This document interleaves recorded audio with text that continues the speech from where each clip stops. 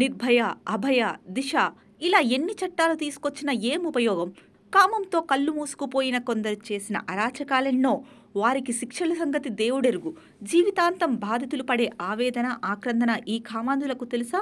సమాజం ఓదారుస్తుందా? ఇప్పుడు కూడా విద్యాబుద్ధులు నేర్పాల్సిన ఉపాధ్యాయులే కామ పిశాచుల్లా రెచ్చిపోయారు. మదమెక్కి ఆదమరిచి విద్యార్థినిపై తమ రాక్షస వాంఛను తీర్చుకున్నారు. తమిళనాట వెలుగు చూసిన ఈ ఘటన సభ్య సమాజం తలదించుకునేలా చేసింది. కృష్ణగిరి జిల్లాలో 13 ఏళ్ల బాలికను లైంగికంగా వేధించినందుకు 3 ప్రభుత్వ పాఠశాల ఉపాధ్యాయులను అరెస్ట్ చేశారు. ప్రభుత్వ పాఠశాల ఉపాధ్యాయులైన అరుముగం చిన్నస్వామి, ప్రకాష్లను పోక్సో చట్టం కింద అరెస్ట్ చేసి సస్పెండ్ చేశారు. ఈ సంఘటన స్థానికంగా తీవ్ర కలకలం రేపింది.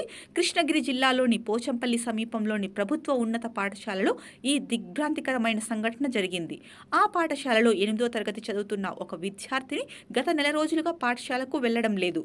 ఆమె పాఠశాలకు ఎందుకు హాజరు కావడం లేదో తెలుసుకోవడానికి ప్రధానోపాధ్యాయుడు విద్యార్థిని ఇంటికి వెళ్లడంతో అసలు విషయం తెలిసి ప్రిన్సిపల్ షాక్ అయ్యారు. ఆ విద్యార్థిని గర్భవతి అయి గర్భస్రావం చేయించుకున్న షాకింగ్ సంఘటనను తెలిపింది.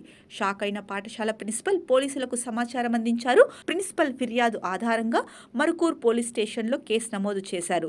విద్యార్థిని చదువుతున్న ప్రభుత్వ పాఠశాలలో ఉపాధ్యాయులుగా పనిచేస్తున్న 3 ఉపాధ్యాయులపై పోక్సో చట్టం కింద కేసు నమోదు చేసి అదుపులోకి తీసుకున్నారు. అనంతరం బాలికను కృష్ణగిరిలోని ప్రభుత్వ ఆసుపత్రిలో చేర్పించారు పోలీసులు. బాలికకు చికిత్స అందిస్తున్నారు. విద్యార్థినిపై లైంగిక వేధింపుల అంశం తీవ్ర ఉద్రిక్తంగా మారింది. విద్యార్థిని తల్లిదండ్రులు, బంధువులు, స్థానికులు సహా పెద్ద సంఖ్యలో ప్రజలు పాఠశాలను చుట్టుముట్టి నిరసన తెలిపారు.